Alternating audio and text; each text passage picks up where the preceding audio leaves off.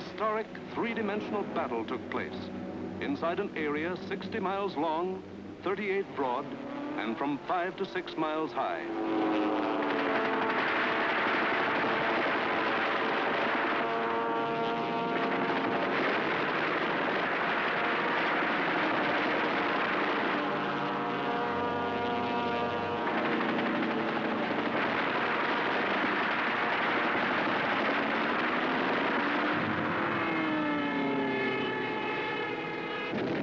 200 individual dogfights took place within the first 30 minutes of the raid.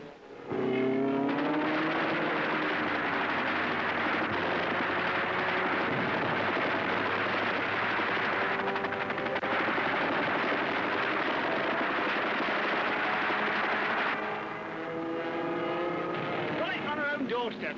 Oh, what a spread.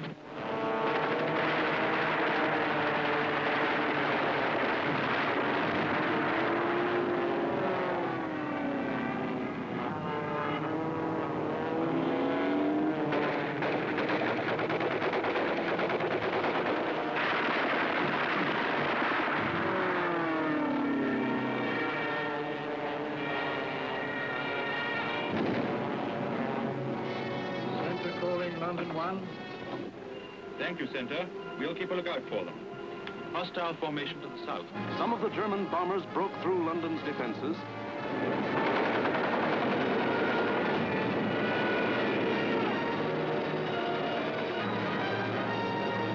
and reached the center of the city.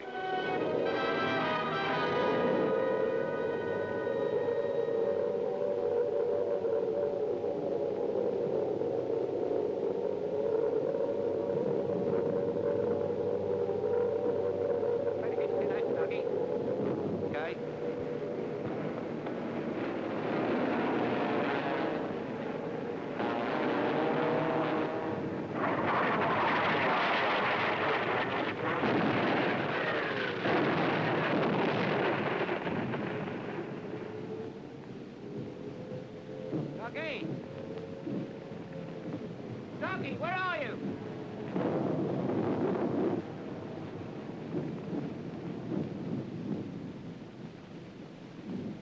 Blimey, I thought they'd got you. Who, me? Nah, I had me fingers crossed.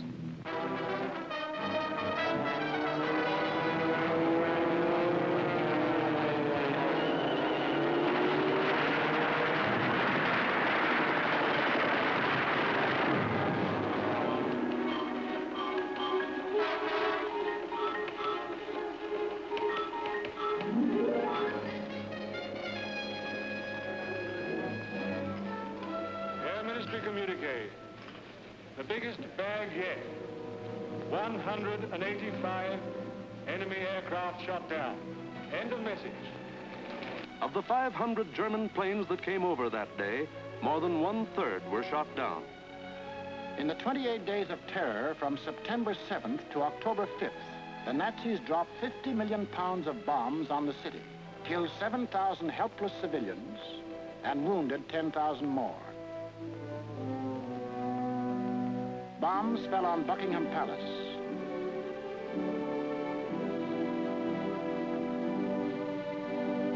Westminster Abbey, the Houses of Parliament, Fleet Street, the center of the news, St. Paul's Cathedral. Bombs blasting the historic past out of the lives of Englishmen.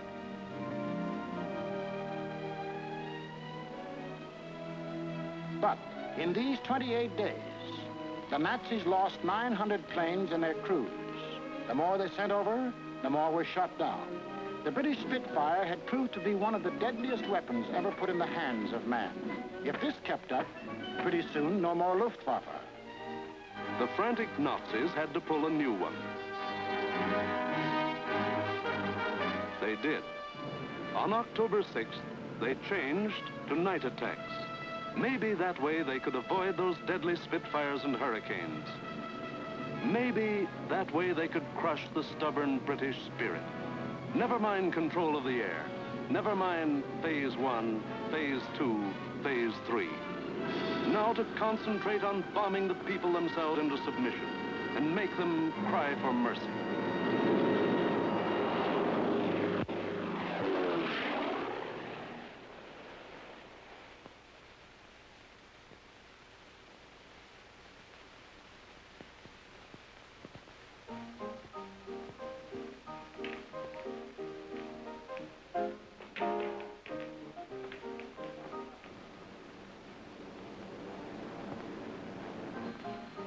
Hostile raid, sir.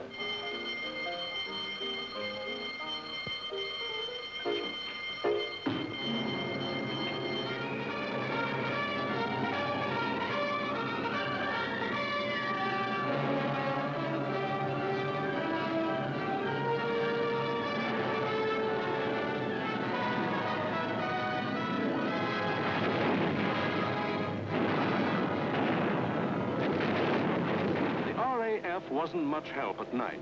This was just German bombs against British guts.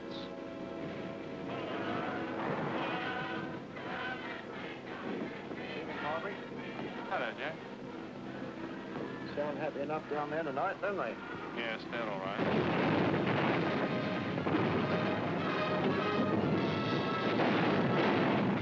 The great docks of London were left roaring infernos. Homes were destroyed by incendiaries. Business blocks were aflame. And still the people of London took it. Night after night, they burrowed underground. And morning after morning, they dug themselves out of the wreckage.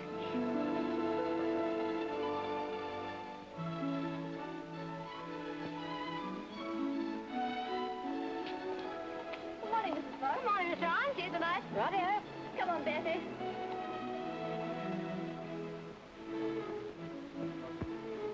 Would you like to sit down? Thanks. Morning, Miss Ryan. Sleep well? Fine, thanks. Wasn't it a quiet night? What about the one that came down about 2? I didn't hear it. Did you? No. Oh, we're getting used to them around here.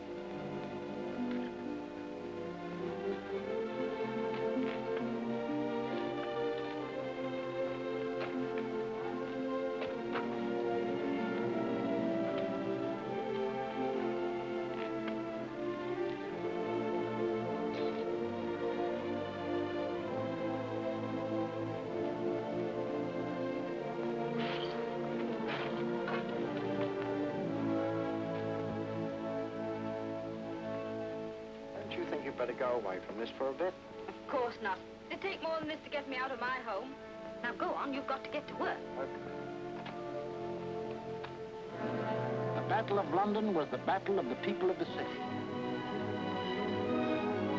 In spite of bombs and fire and death, they got to their desks and workbenches to spend another 10 or 12 hours working, working, working. The British spirit was stronger than ever. And the RAF was flying higher than ever. Not only higher, but farther. SIO, operation for the night. GP 1562, EP 781, 10 aircraft. You'll find, I think, a decent photograph of the submarine yards there. There's a very good one taken the other night, Monty. Was that? A bit further along. That's it. Those are the submarine yards. Just there. Yes. Well, chaps, this is your target for tonight. It's the submarine and shipbuilding yards at Bremen. It's a vitally important target, and it's got to be hit hard. In the midst of this life and death struggle, the British found strength not only to defend, but to counterattack with what few bombers they could get together.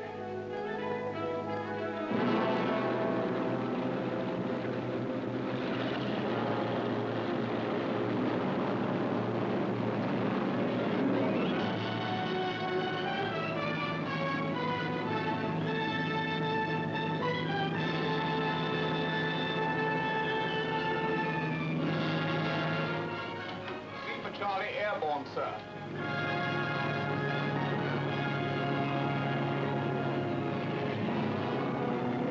Hello, rear gunner. Can you hear me? I'm okay, Skipper. Hello, operator. Everything okay? Well, it seems to be all here, sir.